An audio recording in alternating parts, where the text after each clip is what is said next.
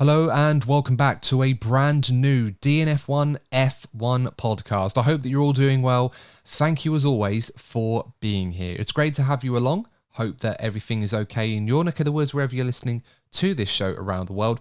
And in this episode, we are going to be reviewing the Las Vegas Grand Prix. Plenty of stories to talk about, and of course, plenty went down at Las Vegas. And I think overall, despite there being setbacks earlier on in the weekend, I think as the weekend progressed on, I think we can all agree that it was definitely one of the more memorable races of 2023, and for good reason as well. But all that being said, it is another win for Max Verstappen, and boy, did he have to work hard for it, and perhaps there was a huge element of luck to it as well. But to discuss that, and all of the major talking points heading from this weekend, we have Lee Wallington on the panel this evening. Lee, first of all, how are you doing? And what did you make of F1's first trip to Las Vegas in 4 decades now? Was it a success, in your opinion? I'm very good, thank you. Thank you for asking. I hope you're doing well as well. On the race itself, I had low expectations, especially how the whole event started with the FP fiasco and etc. But the race was actually quite entertaining. Obviously, it's been a long time since there was a previous race. Fernando probably remembers it well. No, I'm only jesting. He's not that old, but it was really enjoyable. Well, Crofty kept saying, didn't he, that Fernando was the only existing driver on the grid that was alive, as he put it, when the last time F1 went in Vegas many, many years ago. Although I'm pretty sure Fernando, what would he have been, like 9 months, a year old? Yeah. I don't think he would have remembered the Caesars Palace Grand Prix. And testament to those that did watch that race, from their description, he probably would have been put to sleep for a nice little nap if he had watched it. So, overall, I think F1, I would say... Myself, actually, I would say that overall, I think if we're just talking about the race itself and qualifying, I think as well, then yes, I think F1 can consider their return to Las Vegas, or this more modern version of Las Vegas incorporating F1, as a relative success. However, I think the most important part of this is not necessarily the race in itself, Lee. I think it's more the impact it has on the fan base and what newer fans that were going to Vegas were going to get from F1. I think we can both agree that if you're talking about Saturday and Sunday, yes, very, very good stuff. Friday, a massive, massive L on F1's part. And I also think the handling of the situation from F1's part was extremely poor. And we'll talk about why a little bit later on in the show. But first things first, I think we have to discuss the race itself. And despite it being another race win for Max Verstappen, and of course Mercedes' former record of, 19 race wins in a season has now gone. Red Bull have now eclipsed that with their 20th race win this season, I believe. That's an incredible stat in itself. But this one, Max really had to work for this one. And I think at one point, it's fair to say that he was not the favourite to win the Grand Prix. No, not at all. The race was going away from Max and Red Bull. Obviously, the start was a bit messy from Max. He did, after the race, after he reviewed the video footage, he did actually hold his hand up, saying that was obviously his fault, but he did mention about the lack of grip off the line, which we can obviously get to later on. But it started off, it almost felt like a repeat of Singapore. Obviously, there was the investigation with the George incident, which obviously the stewards said George was at fault. It's just the way it was going for Max, you could feel it could have been Max's fault. And then there was the investigation into the unsafe release that could have been, again, a Red Bull. And it's like, it could have just spiraled from Max. And it's like, this is Singapore all again. But he obviously came back to him, and he obviously had to work really hard to get that victory. But it was very enjoyable to watch him fight his way through to the lead. Yeah, I mean, if Max Verstappen is, of course, going to win majority of the races this season, I think it's fair to say that we, as fans, want to see him at least make hard work of it. We want to see him fighting. We want to see people challenging him. I think we can agree we definitely got that this weekend. And in a way, I think, as I said, of the drivers that were in the hunt to win this race this weekend, I'm pretty certain that Max Verstappen probably didn't deserve it as much as, let's say, Charles Leclerc, in my opinion. But he still got the win. And I think, as all great champions do, when your back is against the wall, things aren't always going your way. You find a way to put yourself in position to take advantage when things tend to go back in your favour, and you get the job done. And I think we can say that that's what Max Verstappen did today. Now, of course, we made reference to one particular incident with George Russell in the race. Max's race could be summed up by a few key incidents, and I want to take us back to the very first moments of this race, the turn 1 incident with Charles Leclerc on lap 1. Max Verstappen starting in P2, Charles P1. Max, of course, getting a better start out of the two, but then coming into turn 1, obviously colder temperatures, low grip. Max very much went in quite deep into turn 1, forcing not only himself but Charles Leclerc to have to take evasive action and go off the road. The stewards deemed that a 5-second penalty for Max Verstappen, despite the fact that he managed to take the lead from Leclerc as a result of that incident. What did you make of that, Lee? Did you think that was a fair penalty, or, as many people on commentary, Crofty in particular, felt that perhaps there should be something harsher awarded to serve as a better deterrent to stop drivers from not giving the place back, for example, and trying to deal with a 5-second penalty? So, firstly, I think it was as a awarding a penalty. I think it was the right decision from the stewards that there had to be a penalty. I think that was the Max was at fault on forcing Charles off the track. However, there's obviously the driver's been quite vocal about this as well. The 5-second penalty, I don't think is really effective as a deterrent anymore. Charles managed to overtake Max, but they did it the first few laps. It looked like Max was going to open that 5-second gap, which we've seen it time and time again in the past, that a 5-second penalty has been awarded. The driver disappears 10 seconds down the road, and the 5-second penalty is irrelevant because you've been a naughty boy, but go on, you can keep the position. And that's not just Max, that's other drivers, Lewis, Fernando, probably even Michael Schumacher in the past. They've all been benefits of just outdriving the 5-second penalty. And probably more than that, just list off the top of my head. But I think they need to review how they penalise drivers regarding a 5-second penalty. Either increase the amount, or at the very least, it's like you've gained an advantage off the track. You have to give the position back. If Max then overtakes Charles a lap later, okay, that is what it is. He's got the performance, but at least it's then deemed a fair penalty that he's recovered the place. That I think it doesn't quite work. But then we've had many discussions on this channel regarding how the penalties in Formula One isn't really appropriate in some instances. Yeah, I mean, in terms of the incident himself, I think it's a slam dunk penalty, really. I mean, people will say, oh, well, it was cold, the brakes may have not been up to temperature, the tyres are up. I said, look, earlier in the season, Max Verstappen and George Russell had a bit of a tangle at Baku. And George Russell said the exact same thing to Max Verstappen as an excuse for why he went deep into that corner and not gave Max the room, which caused Max to have damage. I'm pretty certain we all remember that Max Verstappen was not happy with George Russell over that incident. And he said quite openly that as a race driver, you have to be aware of those things and, mitigate those issues as best you can. I don't remember seeing him trying to do that in this particular incident with Charles Leclerc. So I don't really buy that as an excuse when he was saying before that, oh, well, the tyres were cold, it's a slippery track. By his own logic, you can't use that as an excuse. So I'm getting that one in there before people point that out to me, why they don't accept that as an excuse from Max. In terms of the incident itself, people were saying, oh, was Max ahead of Leclerc at the apex? Because it's a very strange corner. It's a long corner. So the apex isn't exactly at the first point of entry when you turn. But you can see on the replay that it looks like he's trying to force Leclerc wide. He's gone deep. He's made the error. You should just give the place back. So that's one thing. In terms of the penalty itself, absolutely agree. I've never liked this idea of being able to barge someone out the way to take a position unfairly and only be given a 5-second penalty. I personally think F1 really need to think, or the stewards really need to consider, a very hefty penalty for moments like this, because I think we give too much leniency to teams and drivers now, where will give them an opportunity to give the place back if they feel like they should do. Red Bull were quite adamant on the radio to Max that whilst this is being investigated, we're not going to give Leclerc the place back. And Ferrari told Leclerc that Red Bull weren't going to give the place back. So, the status quo remained.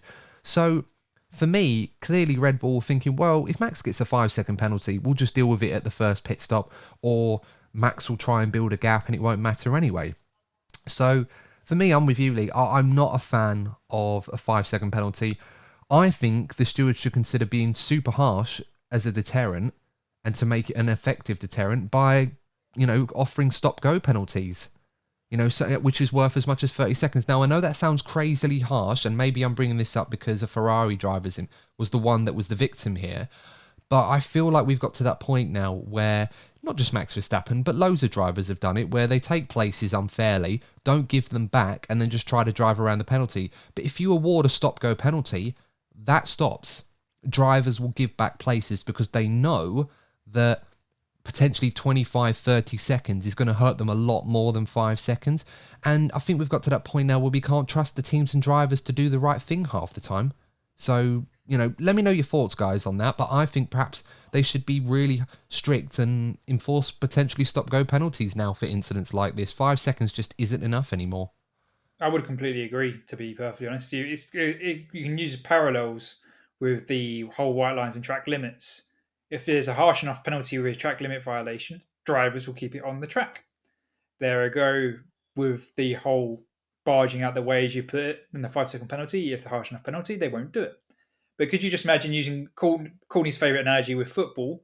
If while there's a VAR review going on, the opposing team is like, well, why are you reviewing? We're just going to carry on playing football, and we're going to just carry on. We're going to score goals, ignore the referee until we get told we're going to do what we want.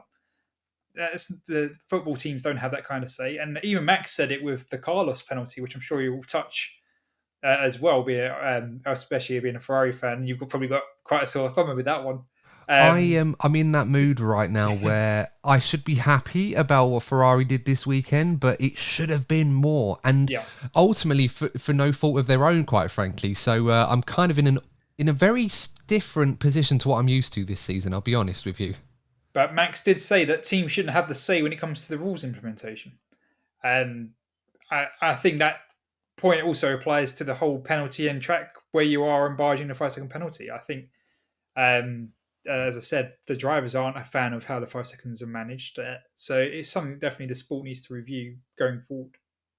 Yeah, I mean, fair is fair. As I say, the way F1 works, it's a sport that you can get these penalties and drive around them. And okay, if it's a track limits penalty, depending on the severity of it or what you've done, then understandable. But for something as much as this, I can't remember too many occasions, or actually, I would probably put this, not that I could prove it one way or the other, I'd have to go back and review every single incident and see what happened as a result. But I'm willing to bet that there have probably been more instances where something like this has happened and the driver has been reluctant to give the place back because they're happy to drive around the penalty, rather than drivers that thought, you know what, fair cop, I've made a mistake, I shouldn't have got that place, I'll give it back. I'm pretty certain the former has happened this year more than the latter. And I don't even think a 10-second penalty, for example, is sufficient either. I mean, we'll all remember what happened at Silverstone between Max and Lewis. Not that I'm going to go there in terms of who was at fault, but Red Bull very much argued the case that Lewis should have been given a stop-go penalty. The 10 seconds wasn't that harsh. Now, obviously, the incident didn't happen in the same way as this one, but you'd have to argue that if someone gains a place unfairly in a certain incident and barges someone out the way, surely a hefty penalty should deter drivers from doing that. And maybe we'll get more situations where we'll get cleaner, fairer racing. I mean, Charles Leclerc himself was talking on the radio after the incident, said, the stewards, or we really have to have a chat about this and do something about this. I don't think it takes a genius to know that he was talking about Max being uber aggressive with some of his overtaking and defensive driving. Other drivers do this as well, but Max is often the driver that gets cited for this the most. Perhaps a deterrent like a hefty penalty may stop that from happening. Yeah, well, using Max's example, Max is a brilliant driver, but he's very aggressive in how he drives. And there's been several rule implementations that have been done to limit Max's behavior on the track. Obviously, there's the safety car regulation that you can't be side by side the leading car because Max used to drive like that. There's another rule that I think that came in because something I can't remember which Oh, one it moving was. under braking, wasn't it? Yeah, it was moving under braking, especially when he joined the sport. Yeah, the Verstappen rule. The only driver Yeah, that got punished for that was Vettel. So make of that what you will. but it's obviously a driver is to find every advantage you can to obviously benefit it. But it's with the nature of Verstappen's driving, that's obviously in his boundaries, and obviously take advantage of it. But I do think it's something that Formula One needs to clamp down. Yeah, absolutely. And as I said, this is not just targeted at Max. Max is the guy that does get cited for this a lot. And we've seen over the years, people have complained that he's been uber aggressive. And I love the fact that he fights for every single piece of track and position he can get, despite the fact that he's won both the Drivers' and the Constructors' Championships single-handedly. And he still wants to fight for every little thing. I admire that. But it has to be done in the right way. You can't just barge people out of the way and expect them to move. Because he knows if Charles Leclerc turns into the corner like he should, he's getting taken out. And that's not right. So, anyway, look, we'll put a pin in that one. We'll talk briefly about the Russell Verstappen incident later on in the race. I think it's a fair cop as well. Russell just doesn't see Max in his blind spot. He leaves the gap open for Max to go into the corner and then just turns into him, really. I think that was a fair penalty for George Russell in that regard. That's the sort of thing you get 5 seconds for, to be honest, because there was no malicious intent from George. It was just an honest mistake, but he should have given up the space for Max. Yeah, well, there was the space. He just turned into it. Well, yeah, of course, but that's what I mean. He doesn't see it's not malicious. He doesn't turn into Max thinking, "Oh, forget him. I'm just gonna deal with him. He needs to get out of the way. It's my corner." It's like he just doesn't see Max in his blind spot because it happened in 2 motions. It's like Max is thinking, "Do I go for this? I might not." But then George is leaving it wide open. I'm just gonna walk through, and George turns in thinking Max isn't there, and it's like, yeah, there's a red ball there. I should have, it's an honest mistake. As I said, nothing malintent. Simple 5-second penalty and be done with it, really. Yeah, I completely agree with that. I think it was a good decision from the stewards, and it deserved a penalty for that error. And if anything, Max would probably be grateful because it probably played a huge part in why he won the race this weekend. But I digress. Again, impressive stuff again from Max Verstappen, putting himself in that position to get the win. Let's move on to Sergio Perez. We should talk about him briefly. Crazy weekend for him. He doesn't get through to Q3. Didn't qualify well at all. In the race, he got caught up in Alonso's spin, which ended up being Bottas' little shunt afterwards, and then Perez was with him as well. Broke his front wing, had to have that replaced after the first VSC. Put on a new set of hard tyres, was going very well when everyone else was making their pit stops afterwards, and then made another pit stop under the safety car whilst he was running in the lead of the race at one point, and very much nearly won the race himself, but ended up on the podium. I think Perez will be disappointed to miss out on P2, despite Leclerc getting him at the very end. But overall, another podium, and more importantly, now confirms that he will finish runner-up in this season's World Championship, completing Red Bull's first 1-2 of the Drivers' World Championship in their history. So, a very strange weekend for Perez, but overall, I think he'd have been delighted with a podium if someone had offered him that yesterday. Yeah, I think he'd been delighted with the podium. Yeah, it gutted how he lost P2, but I think he's even, obviously there's no confirmation yet, but I wouldn't be surprised if we do get confirmation that he's driving next year for Red Bull. I think it's very much, Helmut made it clear that they expect Sergio to get P2. He secured P2, and I think that's going to be the biggest thing that he's going to be happy about this weekend is he secured P2. And that pressure is off his shoulders now. He's done that, and obviously, great job to Sergio to secure that position for Red Bull. Yeah, I mean, he loves the street circuit, and I think we saw that this weekend, particularly on Sunday where Perez was showing his true pace. He seemed to be more at one with the car. When people were sort of going a bit all over the place, there's a bit of chaos and low grip, Perez really started to shine when he was fighting his way through the field. Okay, he had 2 safety cars which really helped propelling up the field, but other people were in a similar position and their races went wayward, and Perez managed to get it on the podium from all the way at the back. So, you've got to take your hat off to him. It was a good drive from Checo. Very nearly got given drive of the day. I would probably say that He was definitely a contender for it, but obviously Leclerc pipped him too. That probably deservedly so, I would say. So, yeah, I'm with you, Lee. I think that Checo, it's a tough one because the question is going to be for next season. We know what we're going to get with Checo. Is he going to actually be better? And Red Bull may need him to be better than he has been. But I don't really see any outstanding reason to say you shouldn't have him in that car next season. Probably wouldn't keep him beyond 2024, but I think he's probably done enough now to at least keep that seat for the first 6 months of next season. Then I guess Red Bull will just review after that and see where they go. Yeah, that would be the most logical sense, and we obviously discussed it in quite a bit in the last few episodes about the Red Bull seat. But I'm very, very sure that he's going to be there at the start of next year because he's done what they wanted him to do. As you said, the first one too. You can't take that away from Sergio.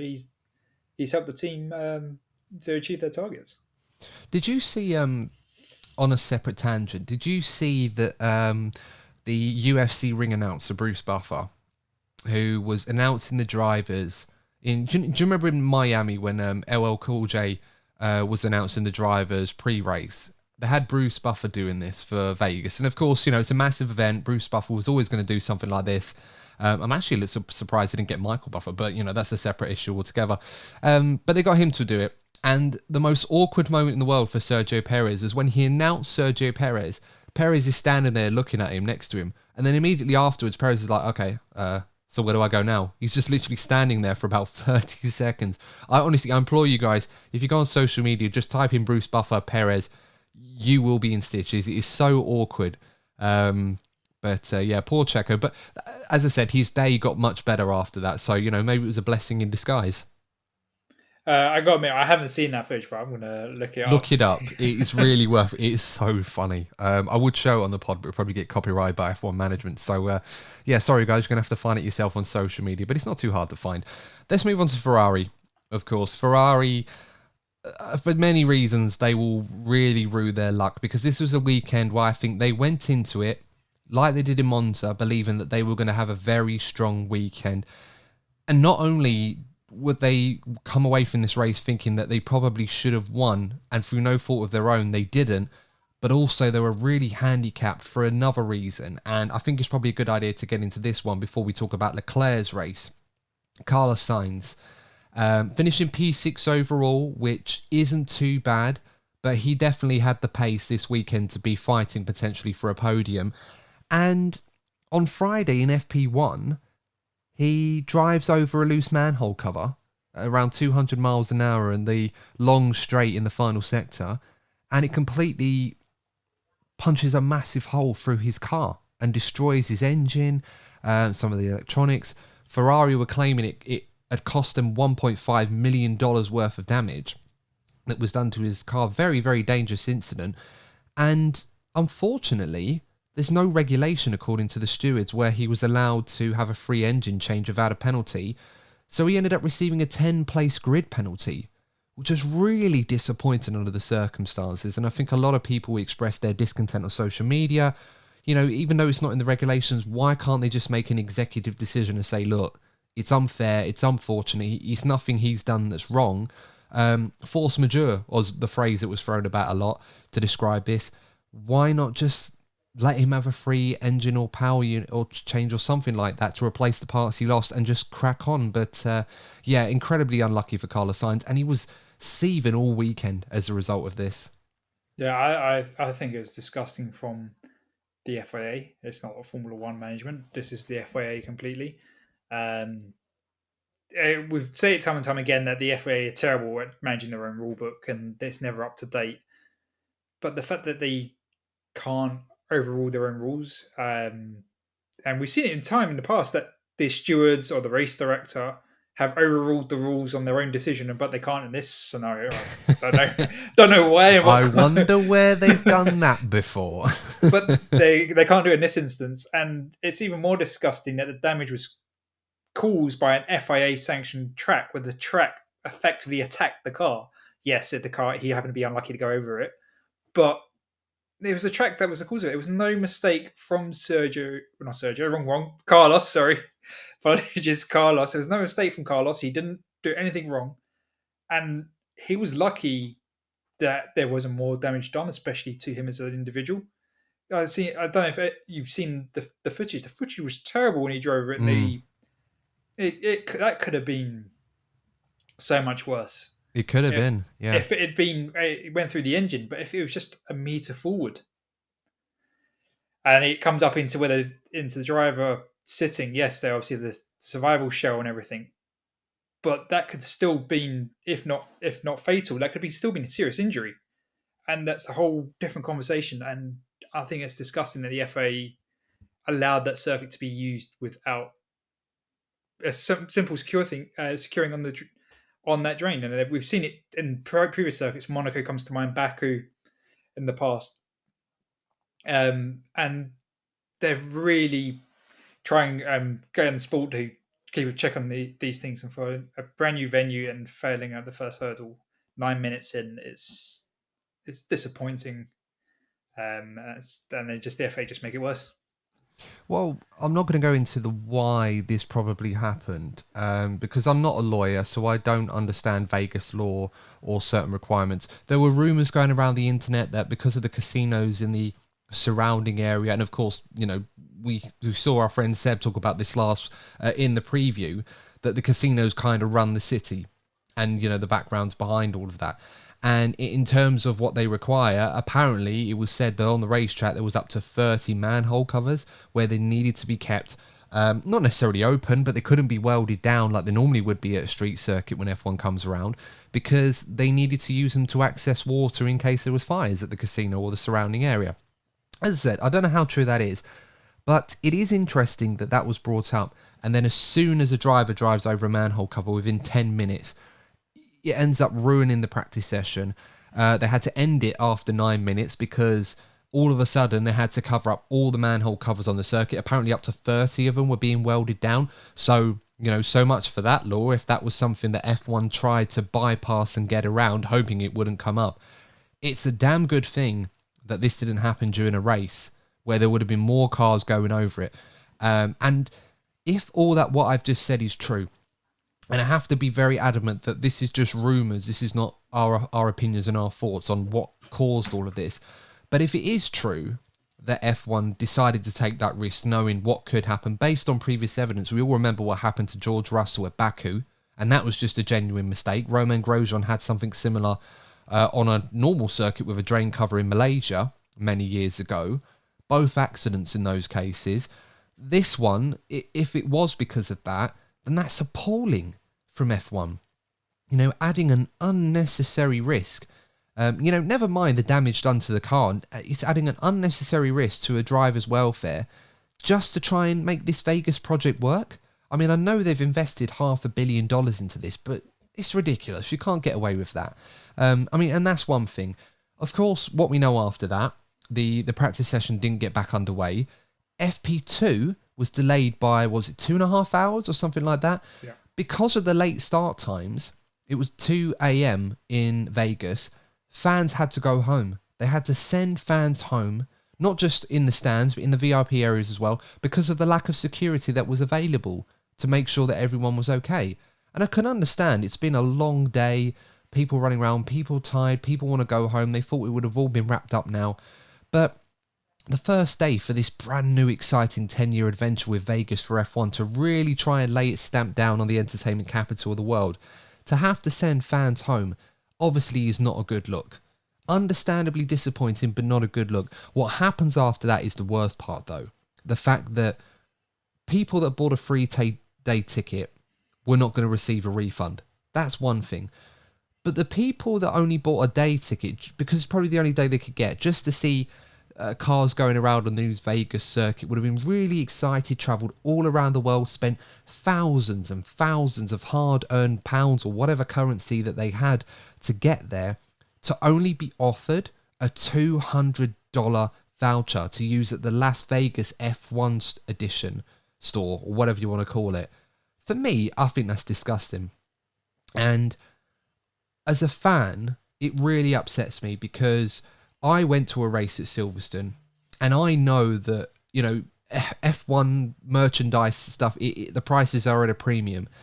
And it does cost a lot of money to go to an F1 race. I'm lucky to have a race in a country where I reside in, and I can just go there. Obviously, it does cost a bit of money, but not as much as it would be to travel to another race. So it makes me really upset and angry to see a prime example where F1 could do the right thing under these circumstances. I know they've invested a lot of money, but they could have done the right thing for their fans, and they haven't. And they've embarrassed them. I mean, it probably would have been less embarrassing to offer them nothing. And they've had to come up with a carefully worded statement to imply that they were not at fault or they considered the practice to be complete. It's just a slap in the face to F1 fans, and I don't really know what to say, really. I don't think what happened on Saturday and Sunday should forgive that. And those fans that were left disappointed, why would F1 expect them to want to come back? Or even new fans to want to go somewhere like Vegas? It's a joke. Yeah, well, and on top of that, they're now there's the unneeded or unwanted publicity of that lawsuit that's been lodged regarding the free practice sessions um, by all the fans that attended the free practice on Thursday evening, Friday morning, and that's going to probably rumble on for weeks, months, and the negative publicity that will go off in the American media. Mm. And we all remember what happened in Belgium a few years ago. I don't recall hearing about fans getting refunds for that. So it's despicable to the highest degree. And I'm actually quite ashamed of F1 in that regard. Maybe I'm overdoing this a little bit, but I think it's absolutely appalling that people have spent so much money and travelled all that way. All right, those sorts of things that have happened, whether you blame F1 for it or not, that's one thing. Although I personally do, but you make of it what you will. But it's the fact that they wouldn't hold their hands up or even do the right thing. They tried to skimp out of it, and it's so cheap and it's so dishonest. And I would, as an F1 fan, I'd like to think that they're better than that, but no, that was really frustrating. So my heart goes out to all those that really were affected by that, and yeah, I would like to hope that they would get something back, but it does look like for a lot of people it's just going to be a $200 gift voucher, and that's for people that got a day ticket. People that got a free day ticket, they won't get anything, so they've lost a third of what they paid for, and they won't get nothing back for it, which is another thing altogether. Back to Ferrari, of course. We talked about Carlos Sainz finishing P6. I think he did a decent job to recover some points this weekend. Safety car timings didn't really work for Ferrari so much. Obviously, he had a spin at the start, so that didn't really help. But did a decent job to get back in the mix. Charles Leclerc now. I'm going to say it now, Lee. I think he deserved to win today. Call me a biased Ferrari fan all you like, and in particular a Charles Leclerc fan. But I think he was phenomenal today. Despite a small wobble, which temporarily cost him P2, which of course he recovered in dramatic fashion at the final parts of the race. I think he should have won today, and I think he should have won by a fair margin. I think he had the Red Bulls beat, but unfortunately, the timing of the safety cars brought them into play, and Max at least was able to take advantage of that. I will completely agree. I do think Charles had the Red Bulls covered before that safety car. He should have won today. Obviously, he got driver of the day of that, but that's nothing to win in a Grand Prix. It's very little solace with winning that. But yeah, he was brilliant performance overall throughout the Grand Prix, and that slowly he slipped through his fingers. And Ferrari should be leaving this weekend being P2 in the constructors. Yeah, exactly. Yeah, if you'd have won, that would have happened. They would have, but it's only 4 points, so it is quite tight right now. Ferrari over the last few weeks have looked pretty good compared to Mercedes, so it's going to be a very interesting final weekend in Abu Dhabi. Going back to the moment where the race got away from Charles Leclerc, that second safety car. Now we all remember what we saw after the race. They put the top three into that car. It looked quite a bit roomy in there. They had the cool down drive all the way to the Bellagio for an interview with DC, which I thought was interesting, only to be brought back to the main stand for the podium. So, yeah, interesting that one. I think Miami was quite strange with their post-race ceremony. This one was certainly up there. But there was an interesting conversation that was had between Leclerc and Max and Checo. And Leclerc asked, did you guys stop twice? And Max said, yeah, at that safety car, I stopped for a second time to put a fresh set of hards on. Checo had also done the same. And that realisation in Leclerc's face where he quickly turned and thought, oh my God, they were on fresher tyres than me. And I don't think it was so much Checo, because we knew that was going to happen anyway because of the strategy. It just worked out for him. But it was the fact that Max Verstappen basically got a free pit stop, and also it came at a time where he was halfway through his tyre stint where Leclerc had fresher tyres. That proved to be the difference. So I guess the question is, Lee, did Ferrari make a mistake not pitting Leclerc again for a new set of hard tyres, which could have been the difference between winning the race or not? There's definitely an argument that they made a mistake today. Obviously, at the time, yes, they were on different stint lengths regarding their tyres. But they decided to. Admittedly, I wasn't too sure. Can't remember where Charles was on this track when the safety car was called. But they decided to go for the track position. And obviously, sometimes being in track position is king. There's the common analogy or phrase in Formula One. But we've seen it time and time again on a safety car restart that if you're on new tyres, it will give you an advantage. Maybe not immediately off the restart, but it gives you an advantage that will come to you as the older tyres in front deteriorate. So Charles said after the race that they weren't sure what the other teams would do, so they couldn't decide. I don't know. I'm sure there's more to it than that. But even if they decided to pit, they would have been in the advantage that Max or Sergio had. If they'd all pitted, they obviously would have come out relatively in order, depending on how busy the pit lane was, and obviously being held for unsafe release, etc. But they'd come out in order. But if Max had stayed out, Charles would have had that advantage, and then he would have got Max. So there's definitely a case that it was a wrong decision. But I know that you have a counter argument that it wasn't a strategic blunder. No, I don't think it was, personally, because, look, it's easy for us to sit here knowing how the race panned out and say, look, if Ferrari had put Leclerc on a fresh set of hard tyres, he might give up track position to Checo, but as he proved, despite having older tyres than Checo, he was still able to overtake him and beat him in the race. Could he have done the same with Max Verstappen? He would have been ahead of him anyway, the way it all panned out. I don't know. It's easily suggestible to, to say that Max, after learning about how he didn't handle his tyres well on the mediums in the opening stint, took those lessons and adjusted that for the second stint, and he was fine. Obviously, he was caught in traffic as a result of his 5-second penalty, and that obviously paid that hurt him, but he managed to get a free pit stop anyway, and it worked out for him. With Leclerc, he was only 5 laps into that stint. Now, given that he had gone longer on the mediums and looked after him very, very well, and I feel like that should be something that people should be talking about as well. The fact that Leclerc was going to make the one-stop work. Ultimately, that would have proved to have been the fastest strategy today. We were on the cusp between a 1 and a 2 stop this weekend.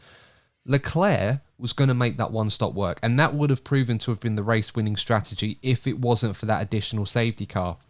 It probably would have done by about 10, 12 seconds. I mean, Checo would have been catching him towards the end, but Max would have had to have stopped twice anyway, so he would have been out of the running altogether.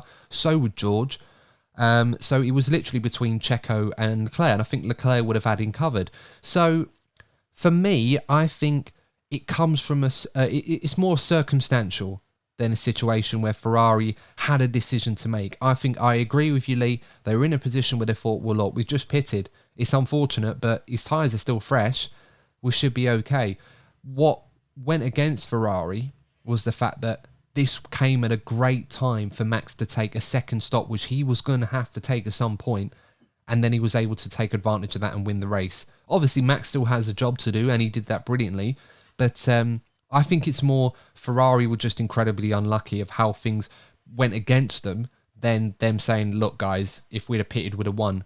We know they probably would have done if he'd have made that stop, but at the time, I don't think you could really blame them for not doing that and holding on to track position. If Leclerc had been on his tyres 10 laps longer, then yeah, fair enough. But that wasn't the case. They were pretty close to being brand new. Yeah, they were only a few laps old, but yeah, it's definitely a what if scenario for Ferrari. But I think it's a very overall was a very positive performance they could take away from this weekend going into the last race of the season. Yeah, very much so. Let's go to Mercedes now quickly. Hamilton 7th, George Russell in P8, of course, owing to that time penalty that he had added onto his race time. He dropped down 4 places. I think he was P4 at one point. Got ahead of Ocon towards the end, and he dropped all the way down to P8. As I said, damage limitation weekend for Mercedes. Do you reckon they'd have been happy with 7th and 8th, given especially that Ferrari did not take the maximum points that perhaps they feared they might do this weekend? I don't think they've been happy with 7th and 8th. Obviously, Lewis wasn't happy with where he qualified, although George was very happy with where he qualified. So it's told two stories on either side of the garage for the qualifying.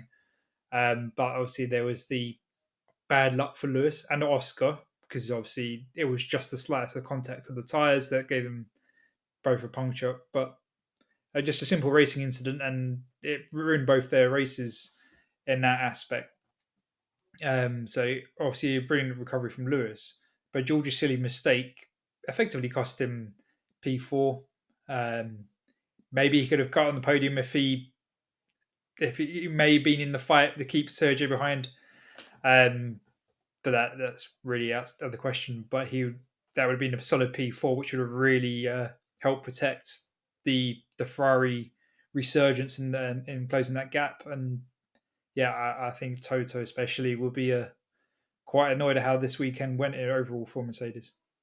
Yeah, I mean, Hamilton did a great job despite what happened at the start with Carlos Sainz to get himself back into the mix. And of course, that incident with Oscar Piastri, I agree. I think there was a simple racing incident. I think what we saw was, it looked like on the replay that Lewis went in a bit too deep on the exit and that caused the contact with Piastri. But I think what we saw is with a corner like that, it's very difficult to get 2 cars through at that point. And I don't think you could really lay blame on either driver wholeheartedly. I think, as you said, it's just one of those where both drivers were unfortunate it happened, and sometimes that happens in racing. So it was unfortunate for him. He did manage to recover back up to P7, so I think he did a pretty decent job to get back into the mix. George Russell, rightly so, will be more gutted because he was already up the sharp end of the grid this weekend owing to a very good qualifying performance. And given the way the race was going, he was in the mix fighting Max Verstappen at one point. But then, of course, that mistake where he turned in on Max in the final sector, that was the difference for George Russell. And he would have been in the top 4 for that. And that would have gone nicely for Mercedes on a weekend where I think they were probably fearing that they were going to struggle, to be honest. So, yeah, a little bit disappointing for George. But, what can you do? Sometimes it happens. Yeah, I mean, unfortunately, it has been a season for George where it has happened a bit more often than it probably should, which hopefully he can obviously sort out for next year. 4 points now separates Ferrari and Mercedes heading into the final race in Abu Dhabi. Ferrari, of course, have the race win from Carlos Sainz at Singapore as countback. So unless Mercedes win in Abu Dhabi, and if they probably do win, it's probably a moot point if they win in Abu Dhabi. Ferrari effectively probably just need to outscore Mercedes by 4 points to get ahead of them in P2 in the Constructors' Championship. What are your thoughts going into that final race, Lee? Because as I said, Mercedes, particularly in Lewis Hamilton's hands, have looked pretty mighty in a few races, but the last couple of races, Ferrari once again, it's very swing and roundabouts between these two teams, and it's very hard to call which way it's going to go. I think it's very track dependent at the moment between the two teams. It's definitely going to be a tooth and nail fight. I do think that Ferrari had the slight advantage at the moment, just form, because both drivers are performing. Although being unlucky, but they are performing. Where at the moment you can't. There's not a strong argument that both Mercedes drivers are performing to the best of their ability, which is really where Mercedes needed right now. And I think it's just the previous form factor is advantage Ferrari at the moment. Yeah, I mean, there's an argument to say, even though Lewis didn't get through in qualifying, that if he was in George Russell's position this weekend, would Lewis have been able to get on the podium? Maybe. Lewis is, and he has probably been the decisive factor out of the 4 drivers this year with Leclerc, Sainz, Russell and Hamilton. Out of the 4, he's always been that guy that's been able to optimise or make the most out of a bad weekend. Whereas the others, they've all been good in their own way, but the 2 Ferrari drivers have been pretty good, unlucky at times. Russell has either been incredibly good or incredibly poor, really. There's not been a consistency this season like we saw last season with George Russell, so it's very much all to play for. Toto Wolff was approached for comment on this after the race, and he said that he thinks that they're going to go into this pretty much equal on points. It will be exciting. And then he went on to say, with a proper race director this time, that should be fine. So, spicy comments, I think. Still hasn't forgotten what happened only a couple of years ago, and nor should he, to be honest. But, yeah, we'll have to wait and see. It's going to be interesting, that battle. I'm looking forward to it. I can't honestly say where it's going to go. It could go either way. If it was Abu Dhabi's older layout, I would say Ferrari, but the new layout may prove to come back into Mercedes a little bit more, but we'll have to wait and see. Let's move on now to McLaren. Very tough weekend for them. They were poor in qualifying. Both of them went out in Q1. They just weren't able to get their tyre strategy correct, according to the drivers and the team. And then in the race itself, Lando Norris having a very awful crash early on in the race, went to hospital for checks. From what we've heard, he's okay, so that is the good news. But yeah, very tough incident for him. Oscar Piastri now, very unlucky. I think he did a great job to recover today. Got 2 points, one for the fastest lap and for P10. But very, very unlucky, not only with the incident with Hamilton, which really bogged him down the field, but then he got himself back into the mix again. But that second safety car came out at a bad time for him. And then he had to make a late pit stop because he'd gone 2 sets of hard, so he had to put on a different compound. Otherwise, he'd have probably tried to go to the end when he was in P4. Yeah, there's that contact with Lewis that really messed up Oscar's strategy, because the mediums at that point would have got him to the end, so their one stop just wasn't possible, and that consigned him to a 2 stop. And then obviously McLaren were hoping for another safety car, which just didn't come.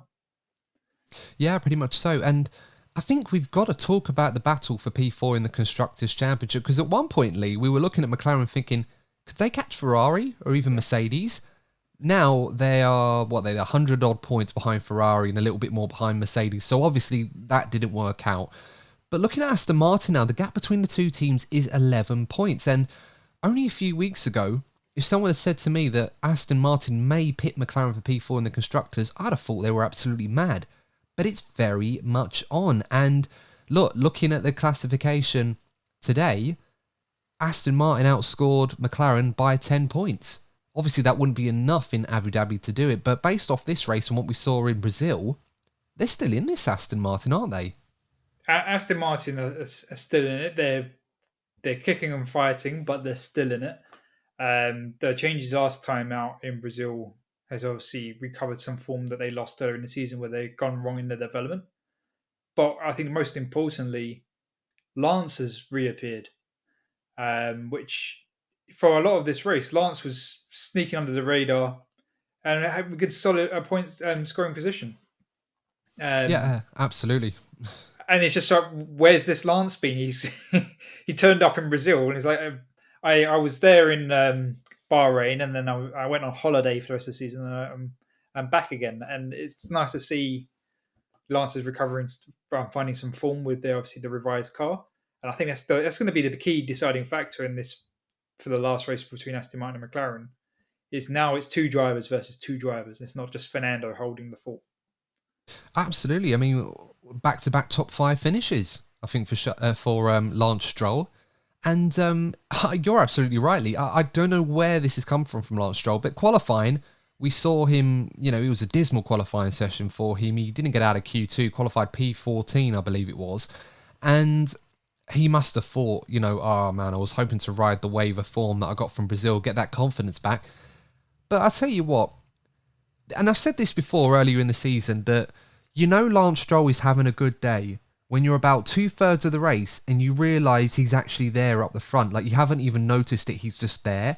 Because when it comes to Lance Stroll, you're always saying, oh, here we go, Lance has done this, or he's made this mistake, or he's slow. But when you don't talk about him in a race, it usually means because he's having a good race. And he was right up there. And I would say a P5 performance, definitely a candidate for driver of the day. If you're not going to give it to Charles Leclerc or Sergio Perez, I would say Lance Stroll is probably deserving of being in that mix as well. So, yeah, great job from him. Fernando Alonso, obviously getting some points as well in P9. Very, very nearly managed to mix it up with the Mercedes and try and get involved in that. But, yeah, he was in the wars today. Qualified in the top 10, finished P9.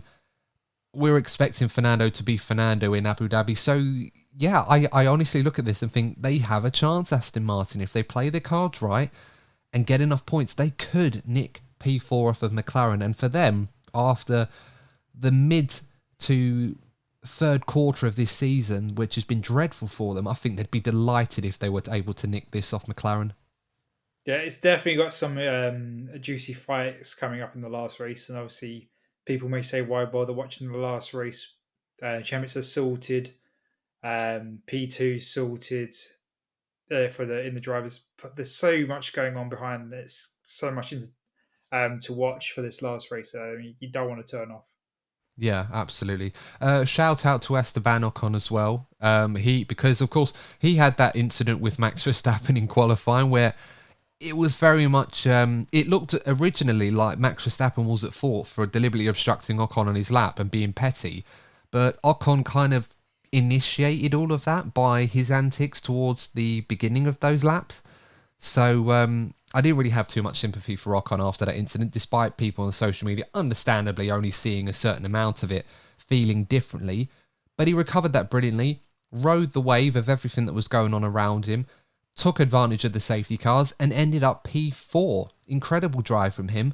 So no, great stuff from him. And Gasly, very unlucky. For the same reason, he ended up going down the order and finishing P11. So, you know, one driver with a terrible Saturday, having a great Sunday, and the other one having the complete opposite weekend.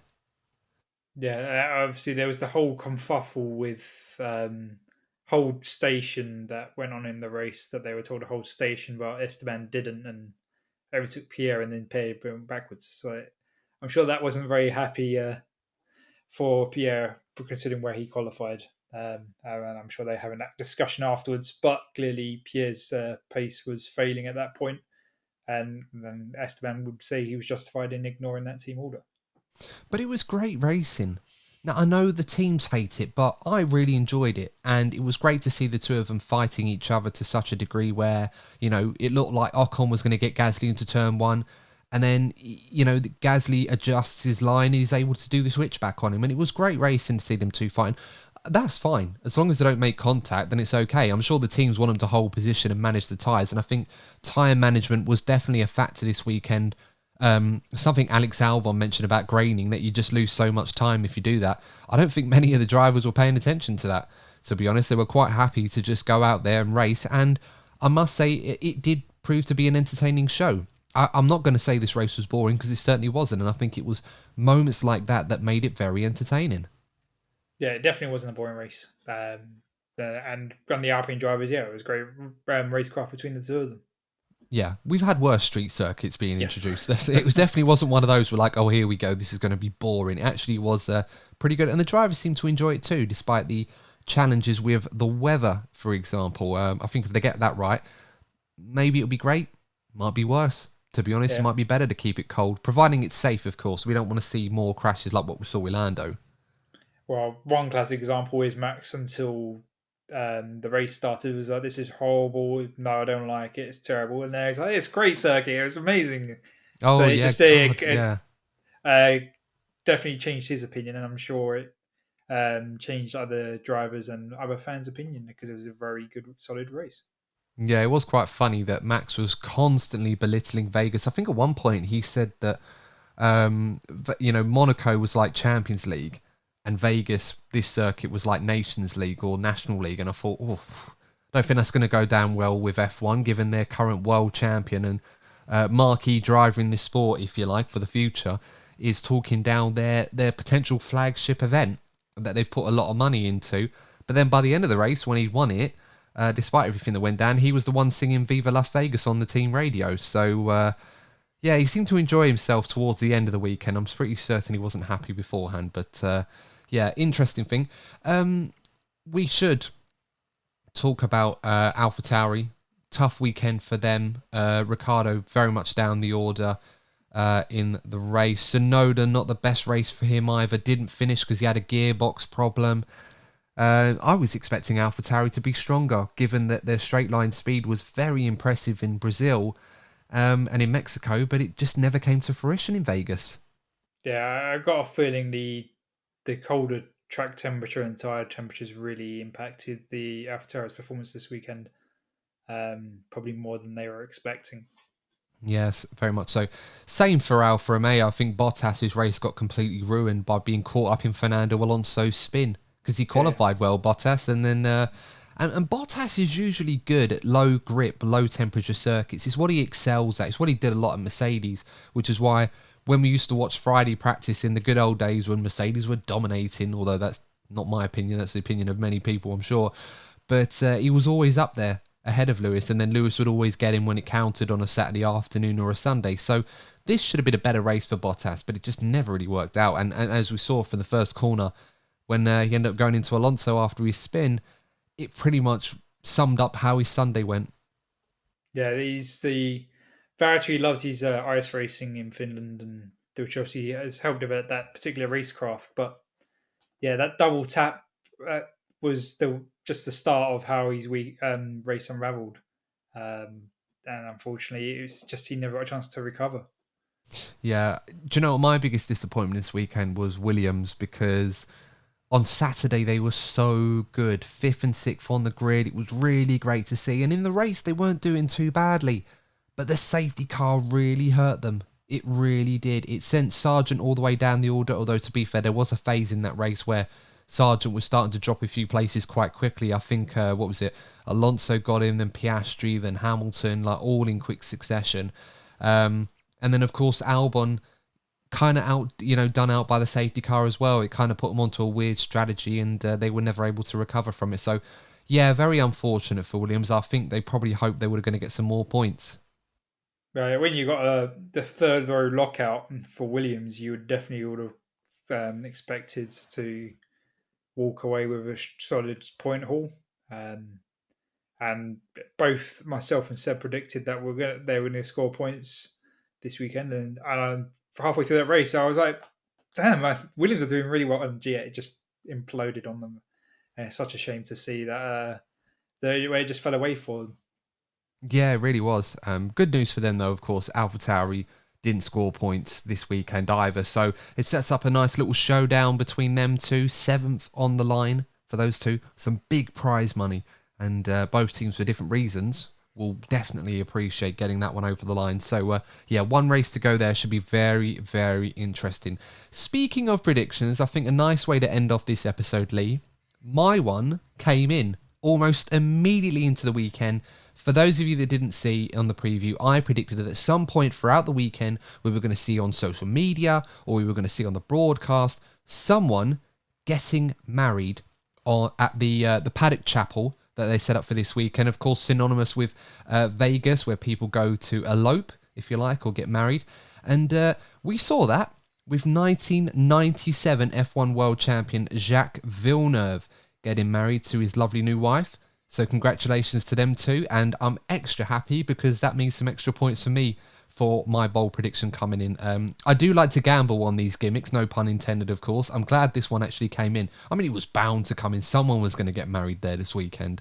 No less a former F1 world champion, so that's put it in style. Yeah, it's almost as if it was pre-arranged, but someone in the process of booking a wedding myself will know that it takes a lot more time than just turning up to Vegas. But yeah, I don't think you're going to see me going to the Vegas Chapel anytime soon at F1, as fun as that might be for an F1 fan to do. I'm pretty sure my partner would appreciate it, no. Nor should she, to be fair. I'm sure many women out there that are getting married at some point soon probably say to their partners, don't you even dare try and drag me to an F1 chapel in Vegas. But Here you go. Well done to Jack. Congratulations to him and his partner.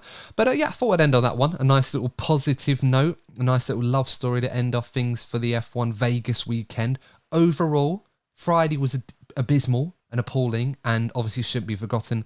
But I think we can agree as the race weekend went on, it did get better and better and left us with some good memories, of course. But of course, that's all we got time for.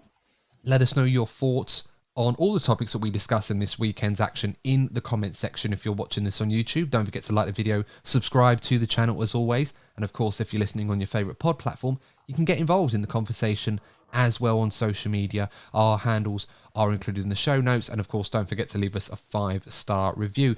But until next time, guys, thank you so much for tuning in. Please take care. We will be back for the preview of the final race of the 2023 F1 World Championship. The Abu Dhabi Grand Prix. We'll be back for that later this week. So until then, take care, and we'll see you in the next episode of the DNF1 F1 podcast. And remember, as always, if you're not first, you're probably DNF1. Take care. Goodbye.